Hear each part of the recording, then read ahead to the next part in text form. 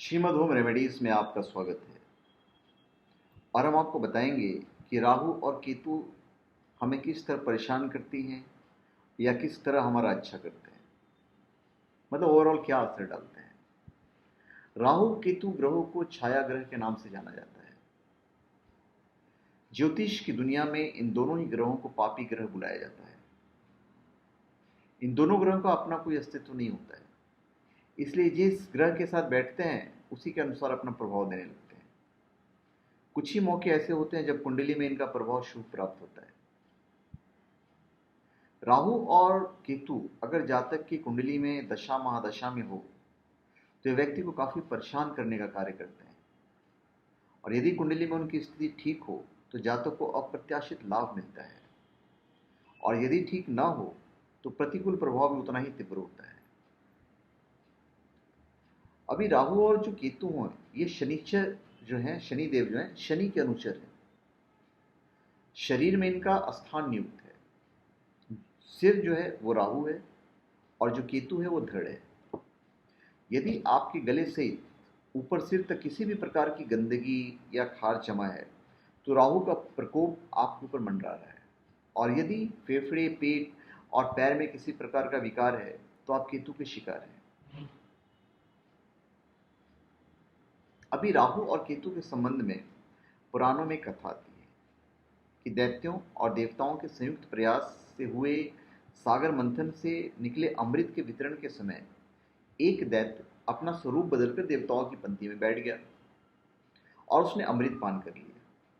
उसकी यह चालाकी जब सूर्य और चंद्रदेव को पता चली तो बोल उठे कि यह तो दैत्य है, और तब भगवान विष्णु ने चक्र से दैत्य का मस्तक काट दिया। अमृत पान कर लेने के कारण उस दैत्य के शरीर के दोनों खंड जीवित रहे और ऊपरी भाग का जो सिर है वो राहु और नीचे भाग का जो धड़ है वो केतु के नाम से प्रसिद्ध हुआ। राहु की वक्री दृष्टि जो है वो इंसान को संकट में डाल देती है। ऐसी स्थिति में मनुष्य की विवेक बुद्धि का ह्रास हो जाता है तथा जातक उल्टे सीधे निर्णय करने लगता है। राहु पौराणिक संदर्भों में धोखेबाजों, ड्रग विक्रेताओं, विश्व व्यापारियों, निष्ठाहीन और अनैतिक कृत्यों आदि का प्रतीक रहा है। यह धार्मिक व्यक्ति के पास जल्दी नहीं जाएंगे, या अधार्मिक व्यक्ति, निर्वासित, कठोर भाषणकर्ताओं, झूठी बात करने वाले, मलिन लोगों का घुतक रहा है। इसके द्वारा पेट में अल्सर, हड्डियों और स्थानांतरण गमन की समस्या आती है। राहु व्यक्ति के शक्तिवर्धक, शत्रुओं को मित्र बनाने में महत्वपूर्ण रूप से सहायक रहता है, यह भी उसका प्लस पॉइंट है। इसी तरह से केतु बुरी आध्यात्मिकता एवं पराप्राकृतिक प्रभावों का कार्मिक संग्रह का घोतक है। कुंडली में राहु केतु ही मिलकर काल सर्प योग का निर्माण भी करते हैं।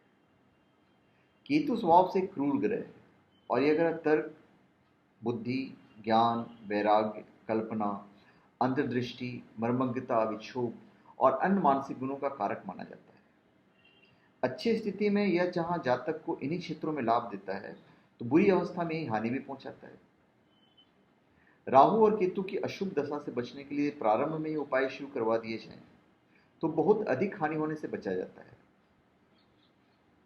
तो चलिए हम आपको बता देते हैं कि इनके प्रभाव से कैसे बच सकते हैं, बुरे प्रभाव से। राहु से पीड़ित व्यक्ति को शनिवार का व्रत करना चाहिए, जिससे राहु ग्रह का दुष्प्रभाव कम होता है।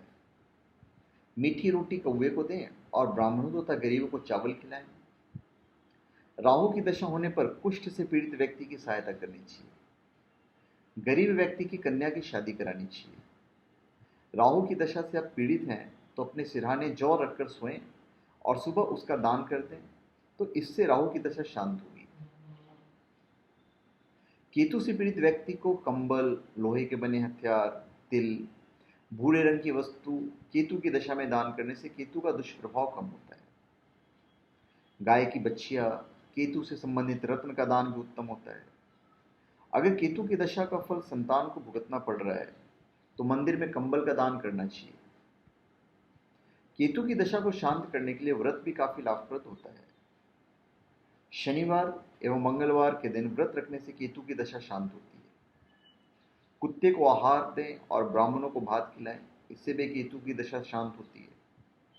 किसी को अपने मन की बात नहीं बताएं एवं बुजुर्गों एवं संतों की सेवा करें, यह केतु की दशा में राहत प्रदान करता है।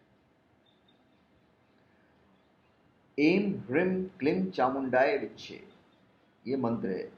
यह एक ऐसा शक्तिशाली देवी मंत्र है जिसके स्मरण जप से सारे ग्रह दोष बेअसर हो जाते हैं। यह मंत्र सभी 9 ग्रहों की शांति में उपयोग होता है। ओम एम एम ह्रीम क्लीम चामुंडाय विच्छे। नित्य रोज 108 बार इस मंत्र को जाप से सभी ग्रह शांत हो जाते हैं। तो धन्यवाद। आप हमारे चैनल पर सब्सक्राइब करें और अपने कमेंट दीजिए। धन्यवाद।